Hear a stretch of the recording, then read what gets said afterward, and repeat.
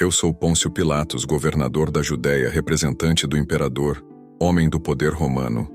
E, no entanto, o que mais me lembro não é de vitórias militares, nem de decisões políticas, mas de um julgamento. Um julgamento em que eu não fui juiz, mas réu. Foi uma manhã turbulenta, como tantas outras em Jerusalém. A multidão clamava com uma fúria que não combinava com a hora do dia. Trouxeram-me um homem, sujo de pó, mas com uma estranha dignidade nos olhos. Diziam que era um agitador, um blasfemo, um falso rei. Chamava-se Jesus de Nazaré. Interroguei-o. Não encontrei culpa alguma. Nenhuma. Seus olhos. Aqueles olhos. Não eram de um réu comum. Eram como espelhos que viam além da toga que eu vestia, além da autoridade que eu fingia ter. Ele olhou para mim como quem vê a alma despida, e eu temi. Tentei fugir da responsabilidade. O enviei a Herodes, mandei açoitar.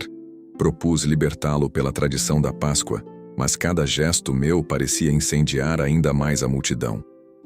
Eles não queriam justiça, queriam sangue. E o sangue deles se voltava contra mim, se eu ousasse poupá-lo. Minha esposa me enviou um recado. Ela sonhara com aquele homem. Estava perturbada, dizia-me para não me envolver com aquele justo. Mas o que é um sonho diante de um levante? O que é a verdade diante do medo? Lavei minhas mãos. A água escorria entre meus dedos como se pudesse limpar minha alma. Estou inocente do sangue deste justo, eu disse. Mas no fundo, eu sabia. Eu estava assinando a sentença de um inocente. E não era apenas um inocente. Ele permaneceu em silêncio. Não implorou, não acusou. Era como se aceitasse o destino com uma paz que me desconcertava. Aquela cruz que lhe prepararam era o símbolo da vergonha, mas para ele parecia um trono. E quando o entreguei aos soldados, algo em mim se partiu. Algo que não se recompôs desde então. Naquela noite, o silêncio em meu palácio era mais pesado que o grito da multidão. A sentença fora dada. O sangue derramado seria inevitável. Mas a paz, essa não me visitou. Nem mesmo o vinho, meu refúgio habitual, me trouxe consolo. Fiquei de pé diante da varanda onde tantas vezes observei o povo de Jerusalém. Era um mar de vozes, de corpos, de expectativas, mas agora cada rosto parecia me acusar, mesmo quando em silêncio. Eu, o governador, havia cedido, não à justiça, mas ao medo, não à verdade, mas à política. Quando os soldados retornaram, falavam entre si, confusos. Diziam que ele não gritara na cruz como os outros, que perdoara, que olhara para eles, sim, para eles carrascos, com misericórdia. Um deles, um centurião, veio a mim mais tarde e disse: verdadeiramente este homem era o Filho de Deus. Eu o dispensei, mas suas palavras me perseguiram. O que significava aquilo? Um Deus condenado? Um rei coroado com espinhos? Aquelas palavras ecoavam em meu interior como martelos sobre a pedra. E então vieram os sacerdotes, sempre sedentos por controle. Queriam a guarda do túmulo. Seus discípulos podem roubar o corpo, disseram. Concordei mais por inércia do que por crença. Eles temiam um corpo desaparecido. Eu temia algo maior, que mesmo morto, aquele homem não me deixaria em paz. Minha esposa não me olhou nos olhos naquela noite. Ela sabia que eu havia escolhido o caminho mais fácil e o mais mortal. Quando me deitei, não foi o sono que me visitou, mas imagens. A face de Jesus, o sangue no chão, a multidão gritando, crucifica-o.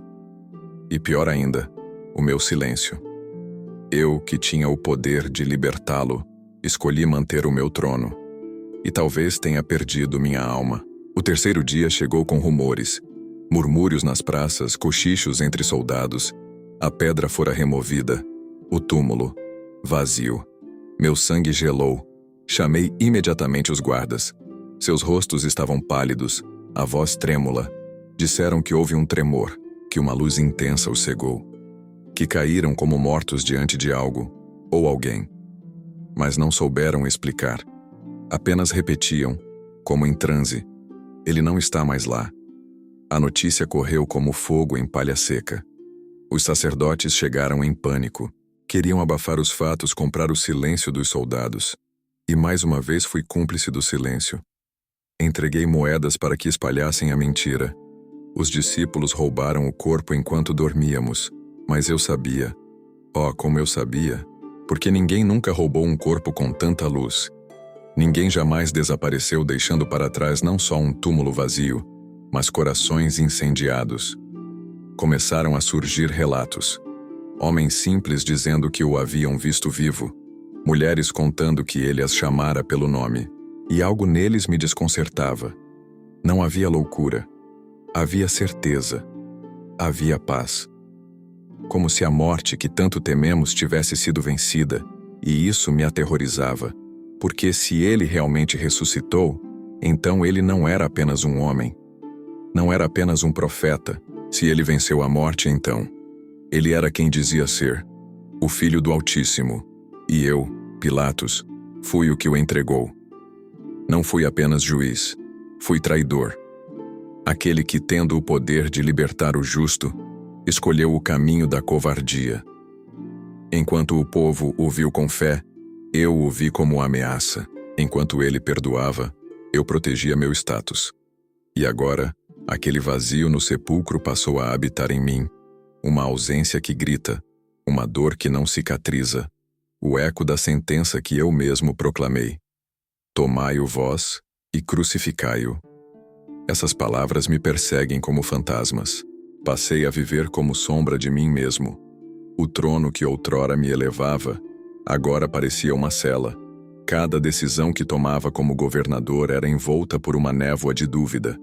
Porque depois de condenar o inocente, que justiça restava em mim? As noites se tornaram minhas inimigas. Revivia aquele olhar, aquele momento diante de Jesus. Ele não se defendeu, não me implorou. Apenas me respondeu com uma serenidade que era mais poderosa que qualquer grito. Meu reino não é deste mundo. Como pude não perceber? Como fui, cego diante da verdade encarnada? Os seguidores dele cresceram em número e coragem. Eram pescadores, cobradores de impostos, mulheres simples, gente sem armas, mas com palavras que ardiam como fogo. Falavam de amor aos inimigos, de perdão, de vida eterna e de Jesus. Sempre de Jesus. Recebi relatórios de províncias distantes, aldeias transformadas, doentes curados em nome dele, perseguidos que morriam sorrindo, diziam que o haviam visto ascender aos céus, que prometeram que ele voltaria. E eu apenas aguardava o peso da eternidade cair sobre mim. O Senado romano começou a suspeitar de minha instabilidade. Fui convocado a Roma, com acusações veladas de má administração, mas isso pouco importava. O império que tanto servia agora me parecia pequeno diante da eternidade que aquele homem carregava. Às vezes, caminhava só, tentando encontrar paz nas colinas. Buscava nos ventos alguma resposta, algum alívio, e tudo o que encontrava era silêncio. Um silêncio pesado, como aquele que antecede o julgamento final. Eu havia lavado as mãos, mas a alma. Essa não se lava com água, e então compreendi. Eu não o condenei. Eu me condenei. Eu me recusei a ver. Eu escolhi a multidão. Escolhi o medo. E ao fazê-lo, rejeitei o próprio Deus feito homem. Agora sou apenas um nome em documentos antigos. Um rosto esquecido nos mosaicos de pedra. Pilatos, o governador.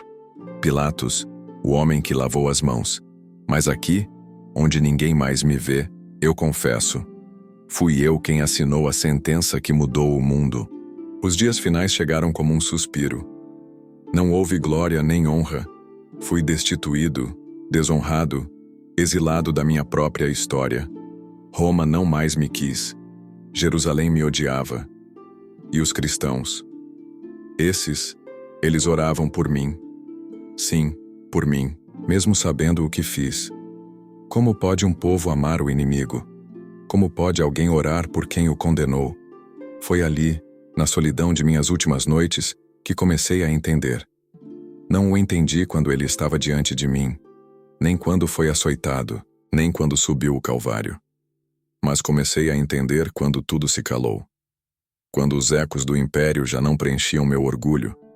percebi que Jesus não veio para que eu o libertasse. Veio para libertar a mim. Eu, o opressor. Eu, o injusto.